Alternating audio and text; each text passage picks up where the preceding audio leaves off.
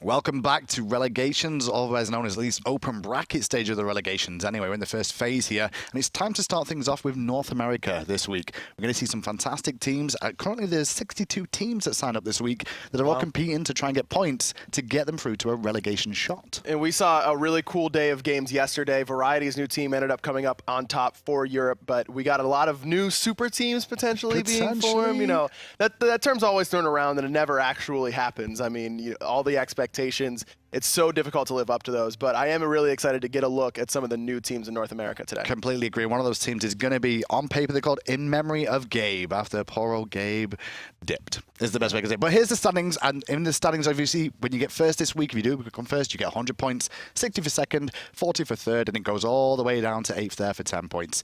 And obviously, you get these points, and the teams with the most points overall will move on to the relegations after 2 weeks of these open brackets. It is the top 3 teams in points, so it's going to be very important. Even if you don't win the first week or even get into the finals, you can definitely make a play in the second week by winning or coming in second place. So definitely going to be looking for those top 3 teams. And like you mentioned, In Memory of Gabe, the Snoopy and Hurriwind, their new team. So for you guys, very excited Snoopy, to see. Eonic, Hurriwind, Cynosure from Console League, and then you've also got Whalrus in the solo lane.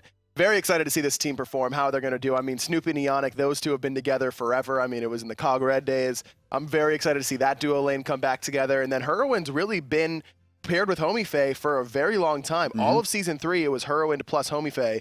Those two have separated now. Interested to see how he's going to do with Cynosure. But Snoopy and Eonic back together as well. Whalrus on a little bit more of necessarily an established team that could be something of a gateway for him to get onto a bigger team. And Cynosure, coming from console, going to have to prove that, you know, he's still got the skills on PC compared to a controller. Right. Well, you remember, Cynosure was a Challenger Cup player on PC for a very long time before moving over to the console scene. We've seen this, that a lot of the console scene players are starting to make their attempt to go back towards PC. It's Cynosure, it's Chapo, Uzi, guys who have been around. Cloud. Yeah, Transonics and Cloud, exactly. A lot of guys who have been around that Challenger Cup scene.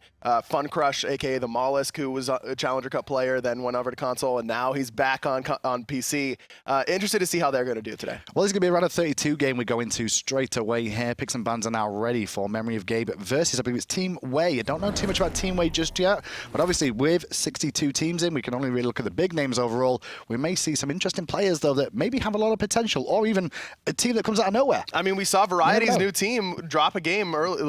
First game to the Dutch Myrmidons yesterday, and that was a team with some established names, though. That was not a round of 62 or 32 sort of matchup, and I really anticipate that this is going to be a warm-up game for Memory of Gabe to just get that synergy going, because, you know, this team is probably fairly new. It didn't really form. The roster announcement was last night. You don't really know how long it took them to find that and to be fair, obviously Variety's new team, VNT, who played yesterday and did end up winning the whole thing overall, they said that was their first experience too. This could be the first experience for Memory of Gabe here as well. We'll see how this does. I'm going to call him Gabe from now on. Otherwise it's going to get a little bit too long. So Gabe and Team Way is what we're going to be doing here. How about like Mog? Memory of Gabe? Mog. We can go Mog. I like that. It's actually the first thing you've ever said on broadcast that was intelligent. I'm so proud of him right now. But no, I said VNT yesterday for Variety's new team. So proud of him yesterday. You complimented me for that. I just corrected myself. There you go. Thank you. You got 2. You're on a good weekend so far. I'm on a roll, boys. And Ra banned out. Zeus available here. Sylvanus available here. But do we expect Mog to really go for something like that? Sylvanus probably. Yeah, it is going to be Sylvanus. Remember, Eonic very, very comfortable on this character. He didn't play really at all in Season 3. Was the coach for Soar. But in his days, whenever Sylvanus was at his prime, or maybe his prime is now, you know, it's tough to say, at the top both in Season 2 and in the end of Season 3, he was a great Sylvanus player. Well, the most interesting thing about Team Way here as well is you obviously wait for their second hit to come through after their Jing Way here. But the big key with Team Way is what are their picks and bans going to be like as the first look at this team overall? Because you want to make sure you understand picks and bans at the start. Otherwise, you could always be in a deficit to some of these more experienced players. Absolutely. It all starts during the drafting phase. And that's one of the things that if this is a team that's been together for a while, you can understand what your team wants to do and what your comfort picks are and what you work best with as a team. And then In Memory of Gabe is not going to have that. You know, they are probably a very new team, and so they aren't going to have that kind of understanding of each other's play styles quite yet. Do want to predict there that we see Jingwei and Thor. So the Jingwei already telling me, you know, Jingwei, very, very safe, Yes. still very strong. Good early pick for them to get, just to make sure they could take these top picks that a lot of people talk about, give it them safety of decent control. And then the Thor pick as well, that tells me that that's a comfort pick for the jungler sure. of Team Wei. You're just going to give him something. Cynosure has a pretty decent Thor, not his best god, I would say. Ratatoskr is one of Cynosure's better gods, and that's locked in alongside Zeus for Hurriwind. This is a scary draft already for Mog because they've got just so much pressure in their 3v3. Yep. There's no way to fight into that 3v3 in the early game, so Team Wei has to draft something kind of passive and wait until Sit the later back. stages of the game. And this AoE ultimates is the big key there. Both Yeah. Sylvanus and Ratatoskr can really set up Zeus to get a lot of damage off with these ultimates. yeah. One knock-up into potentially another knock-up, and then the Zeus all the way through. We saw Game 3 of the Variety's new team yesterday. It was Sylvanus ult into Zeus ult wins the game for them in Game 3 in a very, very close back-and-forth sort of thing. So you could tell how much those two ults synergize. It absolutely won them a late-game team fight. Well, Sol banned out, Giannis banned out, so both of them looking towards at least, well, magical hunters from Team Wei here. Meanwhile, obviously, in Memory of Gabe, looking towards mid lanes, as we've still not seen one come out of Team Wei just yet. I like the Giannis ban, just keeping that global rotation to a minimum. You don't want to have that double global kind of presence with Thor and Giannis. Scylla being the other ban, just something that can punch through in the late game, and that's exactly what Memory of Gabe is trying to avoid, is getting to that late game stages. I like that ban there. But Nox this time. Now, Nox can be pretty well used overall here, but how is she going to fare in the mid lane against this trio that she is going to end up fighting against? It's going to be difficult, though she does have a little bit of mobility and can also, go into a teammate and avoid a lot of that detonate damage. You won't get hit by that anymore, so that could be a big key. As well as the fact that if Nox lays down that Siphon Darkness, as soon as Ratatoskr comes crashing down, he won't be able to use any skills. He'll be silenced right away. So that follow-up that's so potent from Ratatoskr after the ult will not be there with the Nox. Well, classic duo lane coming out here for Mog here with Sylvanus and Rama for Snoopy. Yeah. Pretty much classic here. This could be, and I think that's a big key here on paper, is that Mog have experience in the duo lane as a team together. These two have laid a long time on the old Cog Red days, even before that as well, before they were even called Cog Red. So these two have a lot of synergy together, and it might just be back to the best. You can sometimes pick up where you left off sometimes with each other. These are the two gods they probably wanted to play coming into today, is Sylvanus and Ram. I mean, obviously Snoopy, known as the premier Ram player in the world. Sorry, Marvels. And then you've got Eonic on the Sylvanus, which is a very strong meta pick right now, as well as the fact that it's just a really comfort pick for him as well. This is an absolutely stunning draft from Mog. The Erlang Shen rounding it out for Whalrus. Hyper pressure in that lane. It's just pressure and CC across the board. And then you've got that Ram failsafe for Snoopy just in case the early game doesn't go well. Well, into game we go here, and we'll have our first look at Team Wei here. We're going to have XenonHawk in the solo lane as the Guan, Yu Cubic on Thor, Fate as Nox, and then we've got YoomTah and Budpop on the duo lane side of things. And obviously the big key with Team Wei here is get off to a good start. And I don't think that's one thing Mog wants to let them do, because they're already looking for a cheeky early ward and maybe looking for a nice invade if they can find one, but it doesn't look like Team Wei have even left their base just yet. They're just trying to find out exactly what items they want to go with. Wrath for both solo laners, and I like this Guan Yu pick for XenonHawk in the solo lane because they needed some sort of sustain to match that of Eonic on the Sylvanus. Well, they're all grouped to the backside here of Team Wei. And they got pinged in mid lane there, did the boys of Mog. They got spotted by Jing Wei in the mid lane there. But they're all going to sit very far back here, Team Wei. Showing a lot of respect to, obviously, Mog. I think that's what you kind of have to do in the early stages. Like, okay, we're probably going to lose a little bit. I think, though, Team Wei's comp is all about picks and survivability more than actual team fights, which is what Mog's team is here. And I like that idea because with a new team, you don't know how well they're going to be synergized together. How well are they going to roam through the jungle as a group? A lot of times, you can find someone by themselves in the jungle and pick them off with the sort of composition that Team Wei is drafting. Well, they are grouping up here still. Mog looking to invade. The back hoppies have been taking 3 men here from Team Wei, so they recognize the meta shifts, bringing the support over as well. But in comes Whalrus with the pin onto 2. Speed buff still standing. Eonic has those heals available. Pluck onto Cynosure. He's going to take a big chunk of damage Berserker right Barrage. away. Respect the Berserker Barrage. The shell was very important coming out to keep him standing for the time being here. XenonHawk getting pretty low on that Guan Yu as well, having to stand around the back. They really want the pick at the back though, and by doing that, Whalrus is actually going to get a good pin off, and they're looking at Khepri as the focus point, but Berserker Barrage again, and first blood goes the way of Team Wei. Now, Eonic's in a bunch of trouble, gets plucked there by YoomTah. Cubic going to pick up another kill onto the support Thor player, Hurriwind and Fate have both made the rotation. Whalrus with a double pin. Hurriwind needs to find the chain lightning. Great play from the mid laner there to slow down that. they're No all detonator so available. low. The shred coming through from the Tower Assault. It's not going to be enough. Now Guan's going to run as well. Clown Fiesta, boys and girls. And at the moment, Mog are on the back foot because now we've also got Hurriwind in trouble, isolated and alone. Khepri still stands. Team way up 3-0. Mog, who are you? And now Cynosure has respawned, and he's going to pick himself up a kill. Eonic has as well. That happened. Yeah, that's a good start for Team Way. They get 3 for 1. Now, here's the thing, Mog. I'm pretty sure you guys have been around the scene for a pretty long time, yeah? But Thor's passive, if they've not looked at it before, they probably should now, because they'll realize the more enemies close to him, the more damage he's gonna do. Yeah, Whalrus needs to use the Wrath Stun immediately up on that Berserker's Barrage. That's why you have it there in that sort of scenario. You either have to commit to the buff or fight, and because that XenonHawk has another Wrath, you can't commit to the buff because then it's kind of up in the air, and your fight should be better with this sort of composition. I'm surprised that Whalrus went for the pin instead of the 72 transformations. I feel like that would have helped their fight significantly. The Fatalis effect more? The Fatalis effect, the knock-up if you need it, the shell for the shield for himself as well if he goes into turtle form. Just a little bit of miscommunication there, and just not everyone on the same page, it seemed like. Well, the only lane that didn't really fall behind in any way from Mog there was Snoopy over in the duo lane. And you can see the experience is actually still in Mog's favor. They are more experienced. They know how to farm still, even though the gold definitely went the way of Team Way. But they're still being aggressive here, Mog, and they could be in trouble. But Cynosure is here, and he's level 4. XenonHawk's the one in a bunch of trouble. The heal is good, though. Zeus. Whalrus getting pretty low, able to dash out southwards, and they're gonna, that detonate, not quite enough damage to finish off Cubic. We've said as time goes on that the scene is getting closer between the Challenger Cup level players up to the Pro League now, and you can start to see this with how this game has already started out.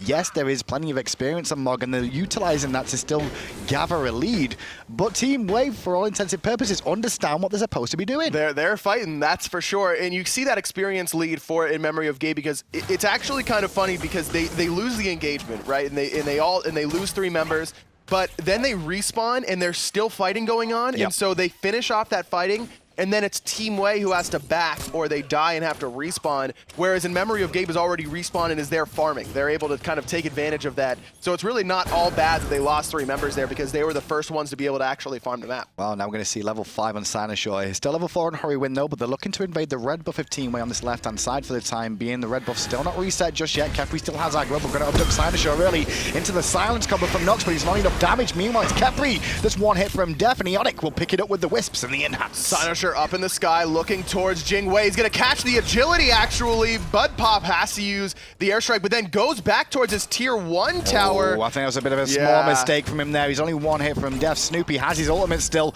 Was hoping to hold it in that scenario there. Snoopy's still looking for the snipes. Jing's duking out nicely with them, but in the end, Snoopy will finally secure one. A little bit of ring rust there on the old Snoop on that ultimate. Kind of surprised to see him miss the first 2, but you had to expect Snoopy was going to be able to pick it up. Definitely a miscall there from Budpop. He probably could have died to the Rama ult even if he had gone to the tier 2, but then he's not going to eat those auto attacks, and it at least would have forced Snoopy to hit multiple shots of that ultimate. And you mentioned it there as well. I think the big key with Team Way is they're doing the right sort of things, but they need to realize the difference between when to go aggressive and when not to. They could have backed out of those early game skirmishes, but right now this could be a great pick. Cynosure gets abducted away from his team, however, but meanwhile Hurriwind has now been isolated. He drops the ult on himself, looking to buy time, and in the end Fate will come in, Nox to clean up, but now there's a chance for Mog to come back in. Whalrus chasing down, forcing purification on Fate. He's going in with the the Wrath Stun from XenonHawk, very, very on point, saving the life of his mid laner, but the pull from Eonic pulls YoomTah back in. Khepri will fall down there overall, and that's Team Way looking to escape and looking to support each other on their exit after picking up Hurriwind in that engagement there, but they've got to be careful. They hang around too long and then the reinforcements will arrive. Snoopy actually gets his dash caught there by Budpop in lane with the Persistent Gust.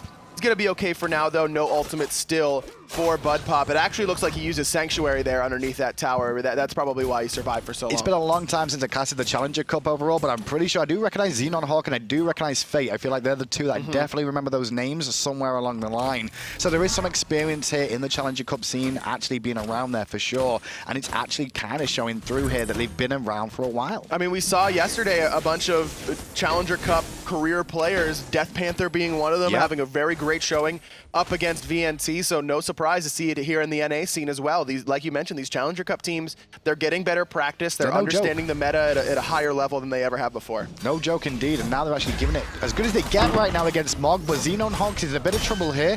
Gonna have to dash away. Berserker Barrage again from Cubic, but that time round, he didn't realize how much damage they really have. Cynosure dashes in, but the Purification will keep him standing a little bit longer. No extra slows coming through, so he will live to fight another day. Whalrus is doing a lot of damage right now to both of those people. That was Cynosure was just kind of watching as Whalrus was getting them the 2v1 all by himself. This rotation to the dual lane side, you see Eonic on the right, so you see immediately YoomTah and Fate heading over towards that Gold Fury, but with Snoopy still here, being level 10 to Fate's level 7 to YoomTah's level 6, there's really no chance for them to try and pull that Gold Fury safely. And Budpop right now on this Jing, where he needs to realize that Snoopy's being very aggressive now that he's got a small lead in this lane. He needs to just sit back and farm, abuse Jingwei for what she's good at, farming up, getting jungle camps with quick recalls back to base, with that passive allowing it to get back to lane. And call for ganks. I mean, you could see him overextend and get into trouble, just like Hurriwind did right now, taking a lot of his HP. The shell is good, but the ultimate as well came in through. Very, very important there. Great clean pick. Hurriwind was just late on the rotation.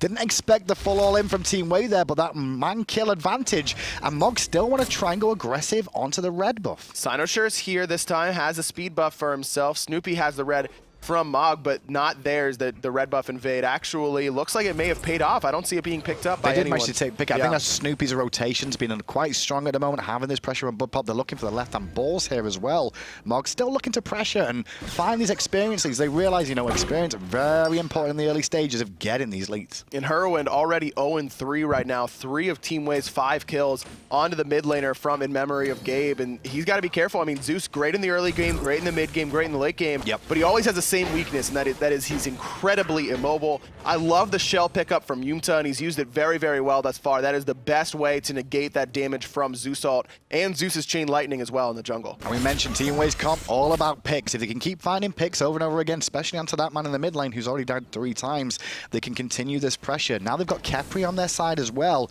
I'm going to talk about Khepri. He's died 3 times so far, but he hasn't had ultimate for the first few kills of this game so far. Now he's got the ultimate online. It might be a little bit tricky now for Mog to find a kill. I say that, but XenonHawk forced a cavalry charge away. But look what's going on the left. The Gold Fury started. But it's only about half HP. I think the rest of A Memory of Gabe, no, they're looking. But the Wrath is there for Team Wei. They are going to secure it. Cynosure finds 2 with the knock-up. Cubic, he's going to fall to Snoopy. And now on top of that, we're going to also see Nox fall down too.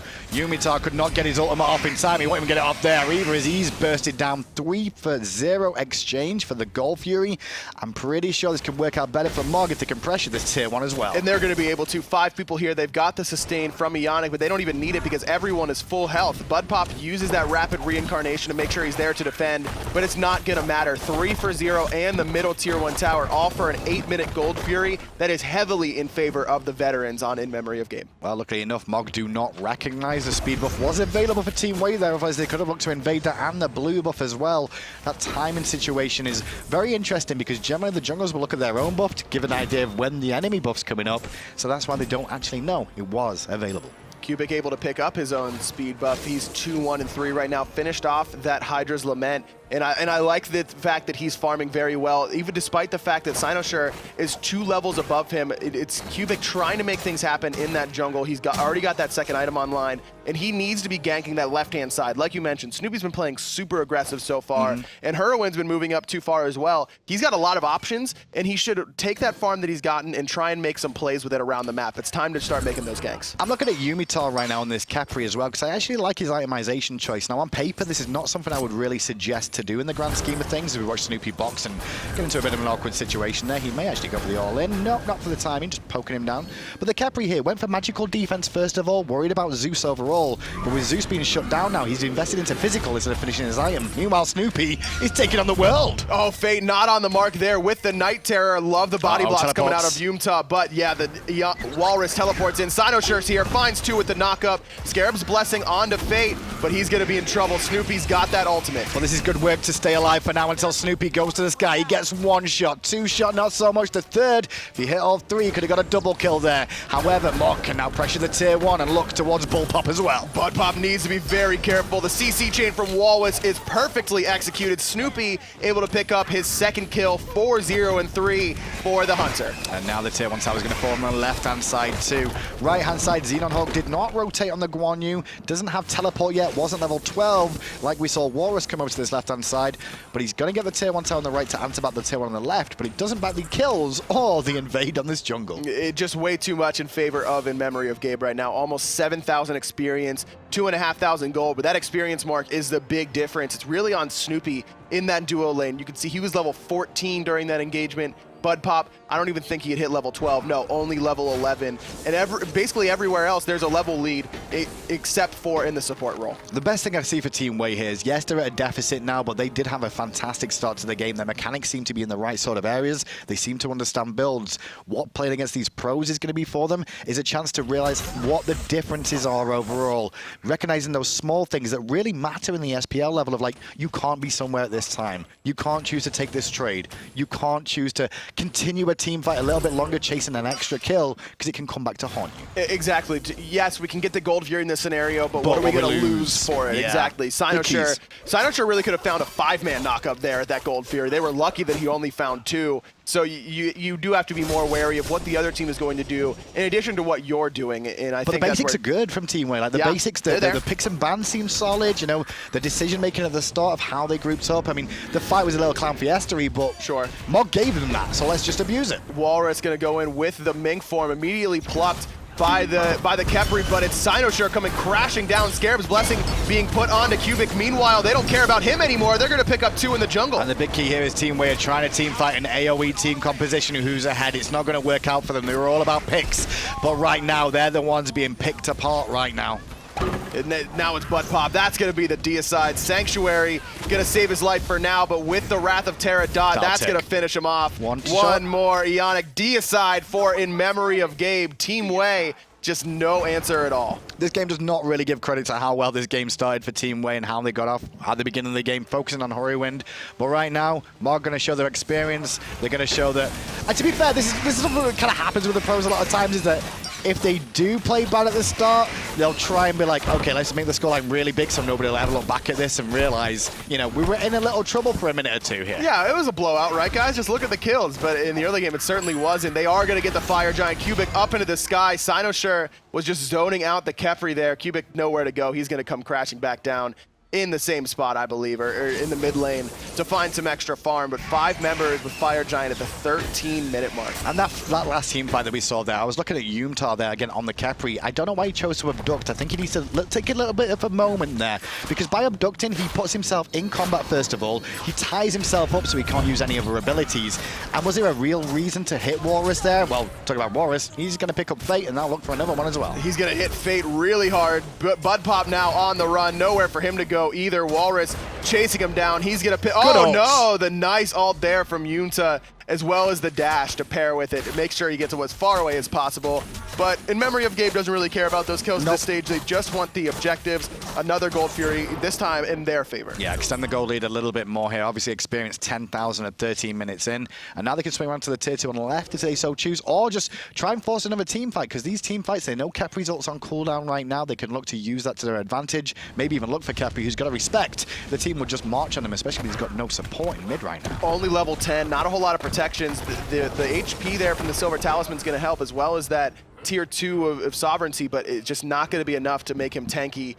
You're going to see him die very, very quickly in these engagements. So it's 15-5 right now. They're just going to farm up the right-hand side here. Is Whalrus for the time being, I guess, just pushing down for tier 1 towers for now. Obviously, items still need to come online. We're still in the early stages. This Fire Giant may not end them the game, but it potentially could if they get one of those deicide team fights again now. And they're one team fight away from winning this game, realistically, just because everything is so squishy on the map right now. I mean, the towers they're going to stay the same health and HP the entire time, but you're just going to have so much damage in comparison to what the creeps are going to be able to do, things along that nature, because those scale as the game goes on, and this is just so early on that In Memory of Gabe could really just do whatever they want across the map. And just look at Relic's situation. You've got 3 members of Team Way still level 11 right now, whereas Eonic level 12, the lowest member on his team, still higher than a majority of some of the carries of the team of Team Way. And you can see just the player damage chart. It's 4 members and then a small gap, and then there's Eonic. Eonic above Fate and YoomTah on the support Khepri, which is what you expect, but the player healing as well has been so impactful from Eonic. He's really done it all in this Sylvanus. Tier 1 they're going to go down. Obviously, Team Way do not want to contest against a Fire Giant team at the moment. They're going to look to just farm up, try and hold somewhere. I'm not sure if the Tier 2 tower is a wise idea on this right-hand side just yet. They may be looking to make a, to an extent, a last stand here. Otherwise, it's Phoenixes. In my head, I'd probably say go for the Phoenixes in this situation to defend those, give up these Tier 2s. But you don't really want to hit that dreaded 10k mark. This is possibly your better option to defend. And I don't think In Memory of Gabe are really looking to siege a Phoenix at this stage. They don't really need to. It is going to be the Tier 2 tower. But XenonHawk already down below half health thanks to the detonate. Snoopy in the sky looking to clean up crew. The Conviction did a good heal there, and a good dunk from Thor will actually help out a little bit, but not enough. The lead is just too big right now. Khepri forced to ult himself, and then a double kill there for Hurriwind, and Budpop has to run to live to fight another day. The Phoenix will fall on right as well. Tower already fell so quickly to Snoopy, who's just huge. 5-0 and 8, level 18 already. 3 members dead. Right Phoenix falls. Middle Phoenix next on the list. And now the middle Phoenix is already at half health. Still diving in for kills though, as you do when you're in such a monstrous lead. The pros love to do this one.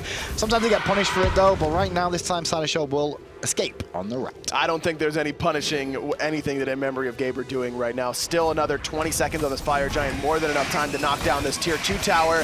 Now if they decide to go for this last Phoenix, then they could get punished. That'd be a pretty long overextension, but instead they're going to play it smart. They're going to back up, head back to base. They've got a lot of gold in hand. They've gotten 2 Tier 2 towers, 2 Phoenixes as well. You can see almost everyone right around that 2k mark. They can finish off a lot of key items here. Minimum 1600 there on the side of Whalrus. Everybody else above that as well, but they want to strip the jungle first, obviously, and give that away. Head back to base, finish off these last items, and obviously there's only 1 Phoenix left standing now for Team Way, so it's going to be a very awkward situation for them to defend, and the engagement that they just did at the Tier 2 tower, I think, would be what needs to happen again at the Phoenix, and just hope for the best. And hope for the best, yeah. In this, the good news is for Team Way is that it is the best Phoenix to defend against the Fire Giant. You know, you want to be able to, you can leave that left side alone and push up the middle and right-hand side, which puts you close enough to the Fire Giant, but I really don't think that they can contest that fire at all. They really have to be worried about their Titan. Can we see wards placed at the moment? I just want to see how the wards have been doing so far this game, and I just want to see how many Team Way have been placing down. Grand scheme of things, there's not been a massive amount this game.